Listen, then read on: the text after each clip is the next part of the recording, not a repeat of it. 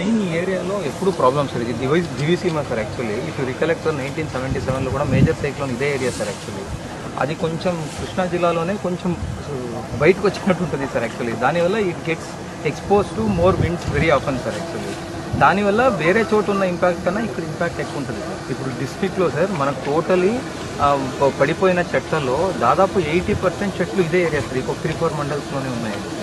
So they are very vulnerable sir.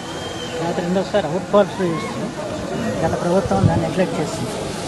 Out falls గేట్లు మీరు కూడా అవునవునవునవును అది 38 కోట్లతో గవర్నమెంట్కి వెళ్ళింది. అది అయితే తప్ప 5,000 ఎకరాలు ఇవాళ సముద్ర నీరు వచ్చి పంట పండించుకుంటారు సార్. కాన్సెప్ట్ ఏమంటే సార్, ఈ డ్రైనేజ్ మురికి కాలువ వాటర్ సముద్రానికి వెళ్ళాలి సార్. ఈ అవుట్ ఫాల్స్ లూయిస్ ఉంటే ఇది వెళ్తుంది అక్కడి నుంచి కాదు.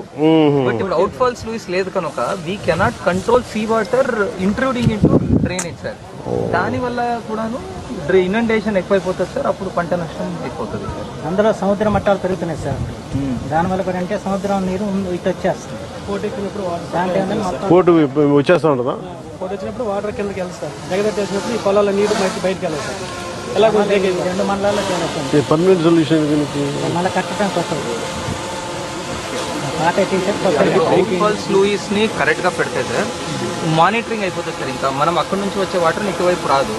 ఓన్లీ ఇక్కడ నుంచి అక్కడ పంపించే వాటరే ఉంటుంది సార్. దానివల్ల at least 50% of the inundation straight away తగ్గిపోతుంది సార్.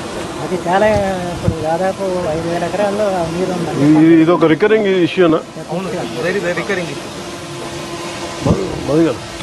ఒకసారి అసలు వీడియో కూడా తెచ్చాం సార్, డ్రోన్ వీడియో. యాక్చువల్గా మన అక్కడికి వెళ్తాను వీళ్ళు ఇక్కడ వచ్చారు కలెక్టర్ గారు.